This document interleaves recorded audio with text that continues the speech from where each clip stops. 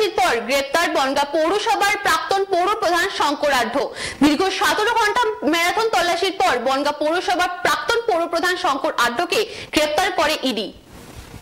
17 ঘন্টা দীর্ঘ তল্লাশির পর গ্রেপ্তার করা হলো বনগাঁ পৌরসভার প্রাক্তন পৌর প্রধান শঙ্কর আঢ্যকে। সকাল 7:30 থেকে রাত 12:30 পর্যন্ত দীর্ঘ 17 ঘন্টার ম্যারাথন তল্লাশির পর বনগাঁ পৌরসভার প্রাক্তন পৌর প্রধান শঙ্কর আঢ্যকে গ্রেপ্তার করলো ইডি।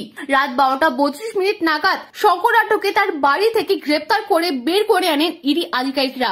ইডি শঙ্কর আঢ্যকে তার বাড়ি থেকে নিয়ে বেরোনোর সময় গাড়ির সামনেই বিক্ষোভ দেখাতে শুরু করে তার অনুগামীরা। এমনকি ইডির গাড়ি লক্ষ্য করে ইট ছোড়া হয়। ব্যাপক উত্তেজনা ছড়াতে লাঠিচার্জ করে সিআরপিএফ এর জওয়ানরা। ঘটনাস্থলে পৌঁছায় বনগাঁ থানার পুলিশ। শঙ্কর আঢ্যের গ্রেপ্তারি প্রসঙ্গে তার স্ত্রী জোছনা আঢ্য জানিয়েছেন, সকাল 7:30 থেকে তদন্তের সহযোগিতা করলেও রাত 12:15 নাগাদ জ্যোতিপ্রিয় মল্লিকের কথা বলে তাকে গ্রেপ্তার করা হয়।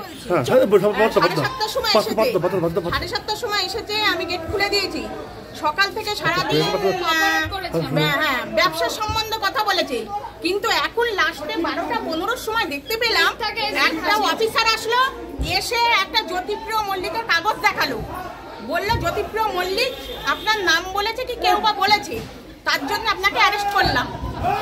তদন্ত চলছে, আমরা পরে মিথ্যা কেসে ফাঁসালো। মিথ্যা বলি না, সারাদিন পরে ব্যবসা নিয়ে চললো। রাত্রে 12:30 সময় নাটক করলো, জ্যোতিপ্রিয় মল্লিকের জন্য আপনাকে অ্যারেস্ট করলাম।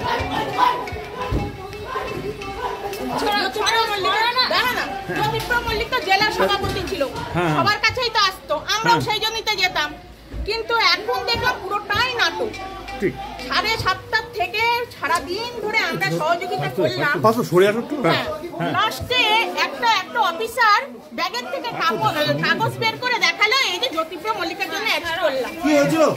চক্রান্তের অভিযোগ তুলেছেন তিনি। আজ সকালে ধৃত শঙ্কর আঢ্যকে জোকাইএসএ হাসপাতালে স্বাস্থ্য পরীক্ষার জন্য নিয়ে আসা হয়।